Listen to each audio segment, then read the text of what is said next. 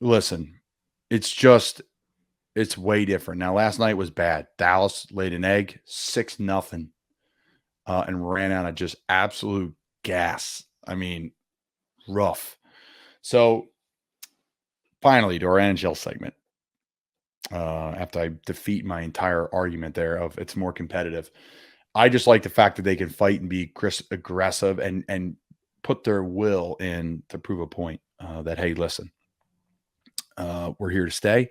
We're not, even if you're beating us, we can come back and be aggressive and physical and worry about next game. Well, there is no next game for Dallas, and there is no next game for anybody else other than these two teams, the Las Vegas Knights, the Golden Knights of Las Vegas, and then your Florida Panthers going from barely making the playoffs. And I need to read this. I'm going to pull this up.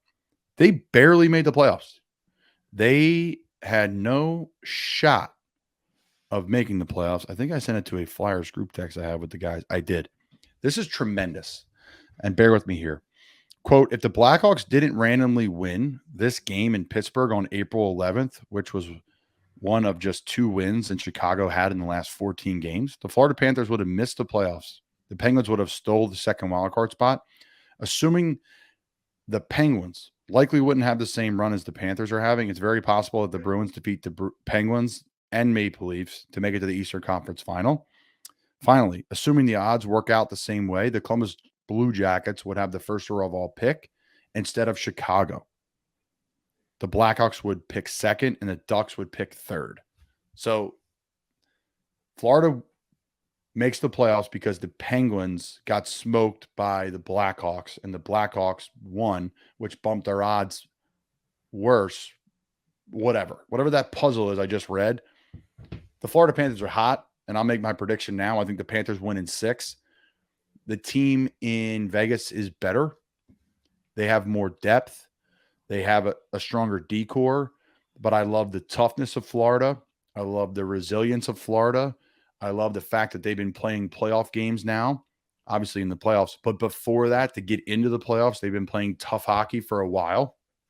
They have the hottest goalie in the world in Sergei Bobrovsky, who was making $100 million plus and has not lived up to it. But now he has absolutely lived up to it. If he wins a cup, he's probably a Hall of Famer. 2 Vezina trophies and Stanley Cup. Sergei Bobrovsky will get it done. So I'm going to take Florida in 6. I think Vegas home ice is electric, and I think they have some veteran players that are trying to get over the hump that are a part of the team in Vegas when their opening season, when they lost in the Stanley Cup. So I do think they're losing the Stanley Cup now. Jack Eichel is a stud. He does have a lot to prove, and he has proven that he is a stud. Don't get me wrong. But I love the toughness of Florida. I think that travels, and I love their goaltending over a really good and deep Vegas Golden Knights team. What say you, Jackie? Yeah, me and my unlimited hockey knowledge that just trumps yours tenfold. Listen, we'll ride the same wave. I said Miami. I'm gonna say that the Florida Panthers are gonna jump on the Vegas Golden Knights. Be a sweep. Won't even be close. Be my hot take. Wow. I'm sure you'll have all the clips from the show. You'll clip that first and put it up there after my long rant, just because you want yours to get some traction. No, I think everybody wants to know the hockey predictions of Jack Connell, the man who hasn't watched a single second of hockey this whole season or postseason. If you're a fan and you just want to go to games, say you have the resources to do it and the time, Vegas and South Florida, that's a hell of a time. The Spit and Chicklets boys are gearing up for that, and they're like going to die. Their livers are shot. They're not going to be able to function. But yeah, I mean, it's really cool what's happened down in these markets. So you're talking Vegas, hockey in the desert, in one of the hottest places in America. And then, and like credit to the NHL, they were the first pro sports team to really get there of the big 4. And then South Florida for hockey, no such thing.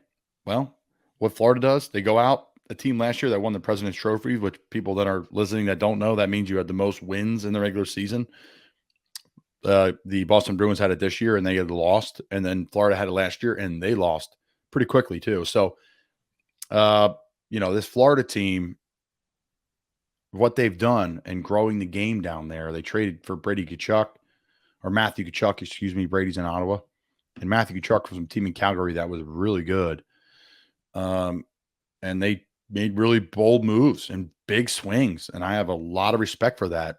Florida gave up 2 blue chip studs for Matthew Tkachuk, and that guy has been balling out. I think he has a handful of overtime game-winning goals in the playoffs. I mean, that's ridiculous. So it's going to be a great, great, great series. Now, again, I know nothing. I just remember vaguely seeing this it was either on my timeline or on Reddit.